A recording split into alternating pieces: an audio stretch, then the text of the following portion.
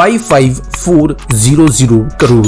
ये वो अमाउंट है जो तेलंगाना स्टेट की कैपिटल हैदराबाद को इस स्टेट के सारी इंपॉर्टेंट रीजन के साथ में जोड़ेगी विद इन 1 आवर। और ये इसलिए हो पाएगा क्योंकि TRD इनिशिएटिव तेलंगाना गवर्नमेंट ने अनवील किया है, जो देश के अंदर दिल्ली मेरठ RRTS के बाद में सेकंड अनाउंस्ड और प्रॉपर्ली नोन प्लान है एक रैपिड रेल सिस्टम बनाने के लिए। हालांकि दिल्ली RRTS के कंस्ट्रक्शन के बाद में मुंबई में RRTS बनाने की बात हुई, नागपुर के अंदर नितिन गडकरी के जो प्लान्स अनाउंस भी किए गए, लेकिन ऑन ग्राउंड डिजाइन वगैरह हमें देखने को नहीं मिले थे। लेकिन यहाँ पर तेलंगाना गवर्नमेंट के जो चीफ मिनिस्टर है और जो IT मिनिस्टर है, उनके द्वारा इस प्लान को ना सिर्फ अनवील किया गया है लेकिन काफी डिटेल्स दी गई है। जैसे यहाँ पर जो ट्रेन चलेगी उनकी स्पीड होगी 180 किलोमीटर प्रति घंटा की, एट ग्रेड लाइन्स होंगी और कहां से कैसे लाइन्स जोड़ने की, कितने कॉरिडोर्स होंगे, सबके बारे में बात की गई है। लेकिन हम हैदराबाद के आसपास बनने वाले इस रैपिड ट्रांजिट सिस्टम के बारे में बात करें उसके पहले RRTS की नीड क्या थी और मेट्रो और रेलवे से अलग क्यों है, इसके बारे में पहले समझते हैं। जनरली जब कोई बड़ा शहर बनता है तो उसके आसपास में ऐसे शहर डेवलप होते हैं 50, 60, 100 किलोमीटर के डिस्टेंस के ऊपर, जो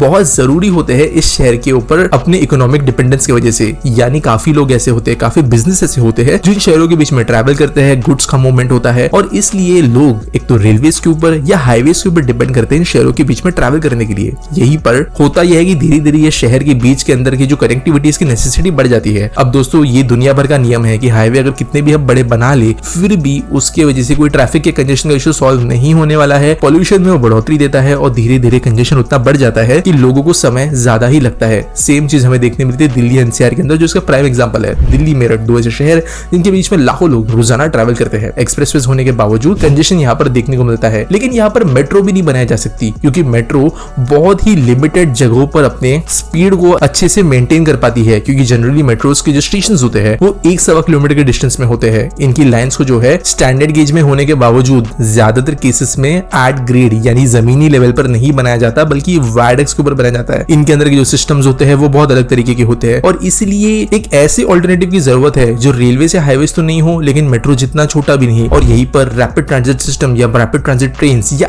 RRTS सिस्टम्स बीच में आते हैं। यही जो है तेलंगाना के अंदर भी इंप्लीमेंट होगा। यहाँ पर प्लान के हिसाब से हैदराबाद सिटी के आसपास में बना हुआ जो रिंग रोड है वहां से फ्यूचर में मेट्रो लाइंस भी बन रही है। इसके वजह से होगा ये कि पूरा का पूरा रिंग रोड मेट्रो कनेक्टिविटी ले आएगा इंटीरियर हैदराबाद से, क्योंकि बाकी मेट्रो लाइंस एग्जिस्ट करती है ऑलरेडी। और फिर किया ये जाएगा कि इस रिंग रोड से 9 कॉरिडोर्स निकलेंगे जो तेलंगाना स्टेट के अलग अलग रीजन्स को जोड़ेंगे। अब ये क्या क्या कॉरिडोर्स होंगे वो समझते हैं। पहला है करीमनगर तक जाने वाली लाइन, दूसरा होगा वारंगल तक जाने वाली लाइन, तीसरी लाइन जो होगी वो खम्बम तक जाने वाली लाइन होगी जिसके अंदर एक स्प्लिट होगा नाकेतपल्ली के यहाँ पे जो नालगोंडा तक जाएगा। इसके बाद में जो अगली लाइन होगी वो होगी महबूब नगर तक। इसके बाद में जो लाइन होगी वो होगी विकाराबाद तक। उसके बाद में 6th लाइन होगी जहीराबाद की और जो 7th लाइन है ये भी 2 सेक्शंस में स्प्लिट होगी, जहाँ पर मेदक तक एक लाइन जाएगी और अगली लाइन जाएगी निजामाबाद तक। इसके वजह से हैदराबाद आउटर रिंग रोड से ये सारी रेल लाइंस जुड़ेगी और बाद में आगे मेट्रो से कनेक्टिविटी शहर के बीच में रह जाएगी। 1 घंटे के बीच में सारे के सारे डिस्टेंसेस कवर किए जा सकेंगे। और हैदराबाद को अगर नहीं भी जाना है और आपको सीधे सीधे जो है एक से दूसरे शहर जाना है तो मैक्सिमम टाइम जो लगेगा वो होगा 3 घंटे का।